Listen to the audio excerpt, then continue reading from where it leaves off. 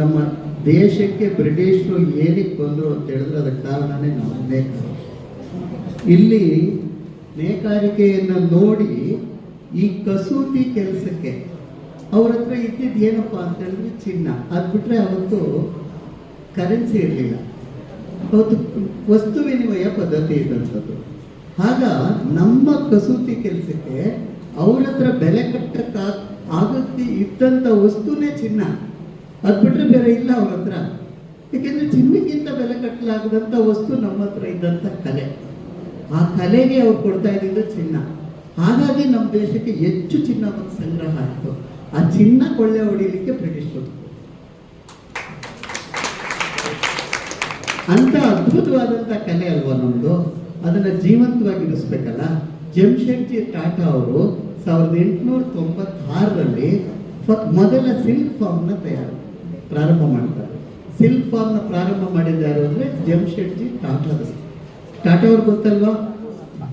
ಅವರು ಈ ರೇಷ್ಮೆ ಉಳಿಬೇಕು ಅಂತೇಳಿ ಪ್ರಾರಂಭ ಮಾಡ್ತಾರೆ. ಮೈಸೂರು ಮಹಾರಾಜರು ಅವ್ರಿಗೆ ಸಾಥ್ ಕೊಡ್ತಾರೆ. ಹಾಗಾಗಿ ರೇಷ್ಮೆ ಕಲೆ ಬೆಳೀತಾ ಬೆಳೀತಾ ಸಿಲ್ಕ್ ಬೋರ್ಡ್ ಪ್ರಾರಂಭ ಆಗುತ್ತೆ. 1949ರಲ್ಲಿ ಸಿಲ್ಕ್ ಬೋರ್ಡ್ ಪ್ರಾರಂಭ ಆಗುತ್ತೆ. ಈ ಸಿಲ್ಕ್ ಬೋರ್ಡ್ನ ಮೊಟ್ಟ ಮೊದಲ ಅಧ್ಯಕ್ಷ ಯಾರು ಗೊತ್ತಾ? ನೆಹರೂರವರಾಗಿರ್ತಾರೆ. ಅದಾದ್ಮೇಲೆ ಬಿಜೆಪಿಯನ್ನ ಪ್ರಾರಂಭ ಮಾಡಿದಂಥ ಫೌಂಡರ್ ಪ್ರೆಸಿಡೆಂಟ್ ಶ್ಯಾಮ್ ಪ್ರಸಾದ್ ಮುಖರ್ಜಿ ಆಗ್ತಾರೆ. ಅನೇಕರು ಈ ಉದ್ಯೋಗವನ್ನು ಉಳಿಸ್ಬೇಕು ಅಂತ ಪ್ರಯತ್ನ ಪಟ್ಟಿದ್ದಾರೆ. ಈ ಸಿಲ್ಕ್ ಬೋರ್ಡ್ನಲ್ಲಿ ಉಳಿಸ್ಲಿಕ್ಕೆ ಪ್ರಯತ್ನ ಪಟ್ಟಾಗ ಅವ್ರಿಗೆ 2 ವಿಭಾಗ ಸಿಗುತ್ತೆ, ಸಿಲ್ಕ್ನ ಬಳಕೆದಾರರು ಮತ್ತು ಸಿಲ್ಕ್ನ ಬೆಳೆಗಾರರು. ಅವರು ಸಿಲ್ಕ್ನ ಬೆಳೆಗಾರರು ಅಂತ ಹೇಳಿದ್ರೆ ಅಲ್ಲಿ ಫಾರ್ಮರ್ ಬರ್ತಾರೆ. ರೇಷ್ಮೆಯ ಬಳಕೆದಾರರು ಅಂದರೆ ನಾವು ನೇಕಾರರು ಬರ್ತೀವಿ. ಮತ್ತೆ ಬಳಕೆದಾರರಲ್ಲಿ ಒಂದಷ್ಟು ವಿಧಗಳು ಸಿಗುತ್ತೆ. ಬಣ್ಣ ಹಾಕೋರು ಸಿಗ್ತಾರೆ, ಮಗನೆಯವ್ರು ಸಿಗ್ತಾರೆ, ವಾರ್ಪಾಕೋರು ಸಿಗ್ತಾರೆ. ಇದರಲ್ಲಿ ಒಂದು 100 ಡಿಪಾರ್ಟ್ಮೆಂಟ್ ಇದೆ. ಇದು ಪ್ರಸ್ತುತವಾಗಿರ್ತಕ್ಕಂಥದ್ದು. ಇದನ್ನು ಉಳಿಸೋದು ಹೇಗಪ್ಪ ಅಂತ ಹೇಳಿದ್ರೆ ಸಿಲ್ಕ್ ಬೋರ್ಡ್ ಒಂದು ಹೊಸ ಯೋಜನೆ ಹಾಕೊಂಡಿದ್ದಾರೆ.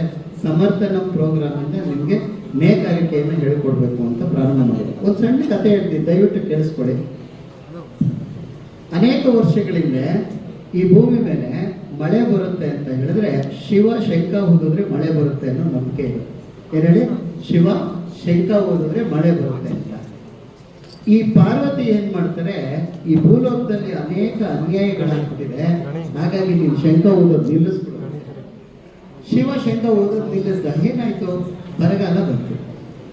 5 ವರ್ಷ ಆಯ್ತು, 10 ವರ್ಷ ಆಯ್ತು, 50 ವರ್ಷ ಆಯ್ತು, ಬರಗಾಲ. ನೆಲ ಎಲ್ಲ ಬಿರುಕ್ಬಿಟ್ಟಿದೆ. ಶಿವ ಏನ್ ಮಾಡ್ತಾನೆ, ಶಿವ ಪಾರ್ವತಿ ಜೊತೆ ಬನ್ನಿ ಒಂದು ರೌಂಡ್ ಹೋಗೋಣ, ಇವ್ರಿಗೆ ಎಷ್ಟು ಬುದ್ಧಿ ಕಲ್ತಿದ್ದಾರೆ ನೋಡೋಣ. ಅವರು ನಂದಿ ಮೇಲೆ ಆಕಾಶ ಮಾರ್ಗ ಬರ್ತಿದ್ರೆ ಯಾರು ಒಬ್ಬ ಮಾತ್ರ ಹೊಲ ಉಳ್ತಾನೆ ಇಲ್ಲ. ಯಾರು ಒಬ್ಬ ಮಾತ್ರ ಹೊಲ ಉಳ್ತಾ ಇದ್ದಾನೆ. ಅವನಿಗೆ ಆಶ್ಚರ್ಯ ಆಗುತ್ತೆ. ಶಿವನ್ಗೆ ಕರ್ಕೊಂಡು ಹೋಗ್ಬಿಟ್ಟು ದಯವಿಟ್ಟು ಕೇಳಿಸ್ಕೋಬೇಕು. ಶಿವನ್ಗೆ ಆಶ್ಚರ್ಯ ಆಗುತ್ತೆ. ನಾನಂತೂ ಶಂಕ ಊದಿ 50 ವರ್ಷ ಆಗಿದೆ, ಇನ್ನು ಶಂಕ ಊದೋ ಲಕ್ಷಣಗಳು ನನ್ನಲ್ಲಿ ಇಲ್ಲ. ಆದ್ರೆ ಇವನ್ಗೆ ಮಳೆನೂ ಬರಲ್ಲ.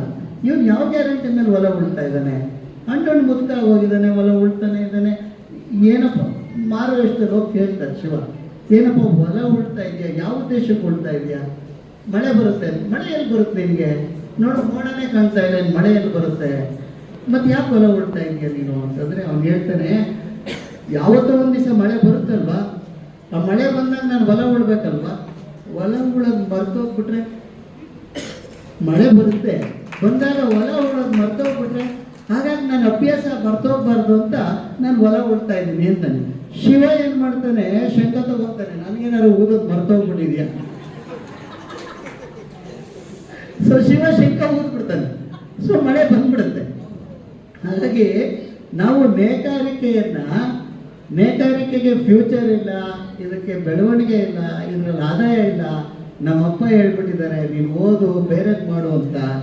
ಶಿವ ಶಂಕ ಊದ್ದಂಗೆ ಇದು ಊದಲ್ಲ. ಇವರು ವ್ಯಾಪಾರ ಇಲ್ಲ ಅಂತೇಳಿ ನಾವು ಸುಮ್ಮನೆ ಕೊಟ್ಟಿದ್ರೆ ಯಾವತ್ತಾರು ಒಂದಿನ ವ್ಯಾಪಾರ ಬಂದ್ಬಿಟ್ರೆ ನೇಕಾರಿಕೆ ಎಳೆಗಟ್ಟಕ್ಕೆ ಬರಲ್ಲ. ನಿಮ್ಗೆ ಹೇಗ್ ಮಾಡ್ತೀರಾ ನೋಡಿ. ನಾನು ನೇಕಾರ ಕುಟುಂಬದಿಂದ ಬಂದಂಥವನು.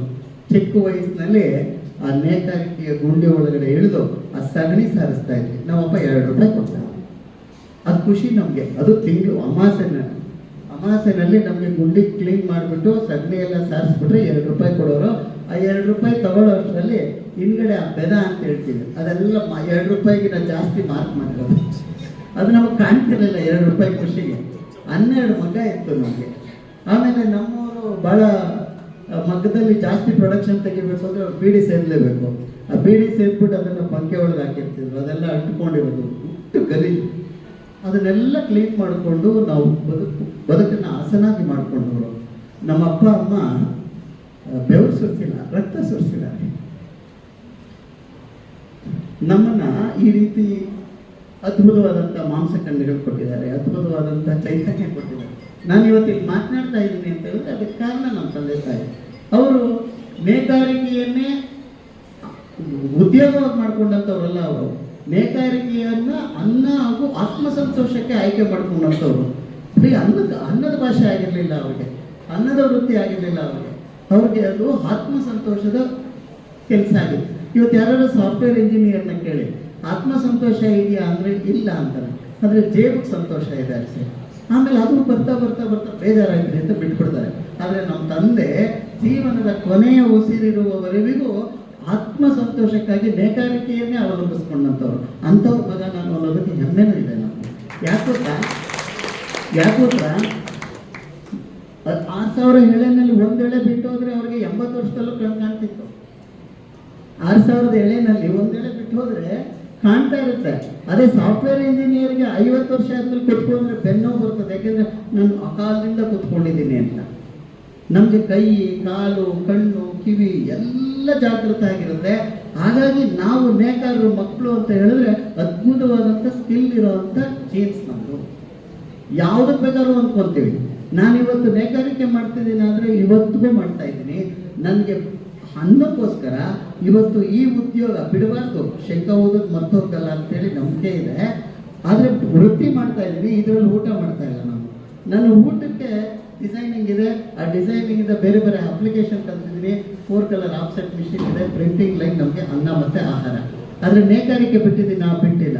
ಅದ್ಭುತವಾದ ಸೀರೆ ತಯಾರಿಸ್ತೀವಿ ನಾವು, ಅದ್ಭುತವಾದ ಸೀರೆ. ನಿಮಗೆ ನೆನಪಿರಲಿ, ಇವ್ರು ಹೇಳ್ಕೊಟ್ಟಿರ್ತಕ್ಕಂಥ ನೇಕಾರಿಕೆ ನಿಮಗೆ ಎಳೆಗಟ್ಟು ಹಾಕೋದು ಮತ್ತು ವೀವಿಂಗ್ ಮಾಡೋದು. ಅವ್ರು ಹೇಳಿದ್ರಲ್ಲ, ಬ್ಯಾಂಡೇಜ್ ಬಟ್ಟೆ ತಯಾರಿಸೋಕ್ಕೆ ಎಷ್ಟು ಬೇಕೋ ಅಷ್ಟು ಹೇಳ್ಕೊಟ್ಟಿದ್ದಾರೆ. ಆದರೆ ನಾನು ತಯಾರು ಮಾಡುವಂಥ ಸೀರೆ ₹2.5 ಲಕ್ಷ ಮಾರಿದ್ದೀನಿ. ಒಂದು ಸೀರೆ ಬೆಲೆ ಎಷ್ಟು? $2.5 ಲಕ್ಷ. ಹೇಗೆ ಮಾಡ್ಬೋದಪ್ಪ ಅಂದರೆ ಮಾಡೋರಲ್ಲ ಸರ್, ದಯವಿಟ್ಟು ನಿಂತ್ಕೋಬೇಕು. ಇವ್ರು ಮಾಡಿದಂಥ ಅನ್ವೇಷಣೆ ಇದೆಯಲ್ಲ, ಅದು ನಮಗೆ ಕಾರಣ. $2.5 ಲಕ್ಷ ನಾನು ತಯಾರಿಸ್ಬೇಕು ಅಂದರೆ ಸೀರೆನ ನಿಮ್ಮ ಥರ ನೇಕಾರಿಕೆನೂ ಗೊತ್ತಿರಬೇಕು, ಡಿಸೈನಿಂಗ್ ಬರೆಯೋಕ್ಕೂ ಗೊತ್ತಿರಬೇಕು. ಅದು ಸೀರೆನಲ್ಲಿ ಚಿತ್ರ ಆಗಬೇಕು ಅಂದರೆ ಇವ್ರು ಮಾಡಿದಂಥ ಅನ್ವೇಷಣೆನೂ ಕಾರಣ.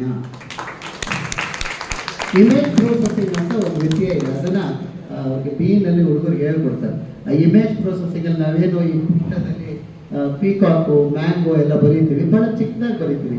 ನಿಮಗೆ ಜಕಾರ್ಡ್ ತೋರಿಸಿದ್ರೆ 120 ಜಕಾರ್ಡ್ ತೋರಿಸಿದ್ದಾರೆ. 120 ಜಕಾರ್ಡ್ಗೆ ಒಂದು 200 ಕಾರ್ಡ್ಸು ನಾನು ಡಿಸೈನ್ ಬರೀಬೇಕು ಅಂದರೆ ನಮಗೆ 2 ದಿನ ಬೇಕು. ಅದನ್ನು ನೀವು ಡಿಸೈನ್ ಮಾಡಬೇಕು ಅಂದರೆ 1 ವಾರ ಬೇಕು. ಆಮೇಲೆ ನಿತ್ಯ ಒಂದೊಂದು ಪುಟ್ಟ ನೀವು ನೇಯ್ಬೋದು. ಆದರೆ ನಮ್ಮದ್ರೆ ಇರುವಂಥದ್ದು 5,000 ಪಿನ್ನು, 50,000 ಕಾರ್ಡಿಗೆ ನಾವು ಬರೆದ್ರೆ ಅದು $2.5 ಲಕ್ಷ ಹೋಗುತ್ತೆ. ಕಂಪ್ಯೂಟರ್ನ ನಾವು ಬಳಸ್ಕೋಬೇಕು. ಯಾವತ್ತೋ ಒಂದು ದಿವಸ ಮಾರ್ಕೆಟ್ ಬರುತ್ತೆ, ಬಂದಾಗ ನಾವು ಅದಕ್ಕೆ ರೆಡಿಯಾಗಿರ್ಬೇಕಲ್ವಾ. ನಾವು ಮರಿಬಾರ್ದಲ್ವ ನಮ್ಮ ಉದ್ಯೋಗನ. ಯಾವುದೋ ಒಂದು ಉದ್ಯೋಗ ನಮ್ಮ ಕೈ ಹಿಡಿಯುತ್ತೆ. ಯಾರನ್ನಾರು ಕೇಳಿ, ಯಶಸ್ವಿ ಪುರುಷನ್ ಯಾರನ್ನಾರು ಕೇಳಿ, ಅವನೊಂದು 10 ವ್ಯಾಪಾರ ಮಾಡಿರ್ತಾನೆ, 100 ವ್ಯಾಪಾರ ಮಾಡಿರ್ತಾನೆ, ಕೊನೆ ಯಾವುದೋ ಒಂದು ಕೈ ಹಿಡಿದಿರುತ್ತೆ ಅವನ್ನ. ನಾವು ನಿರಂತರ ಪ್ರಯತ್ನ ಮಾಡಬೇಕಲ್ವಾ. ಹಾಗಾಗಿ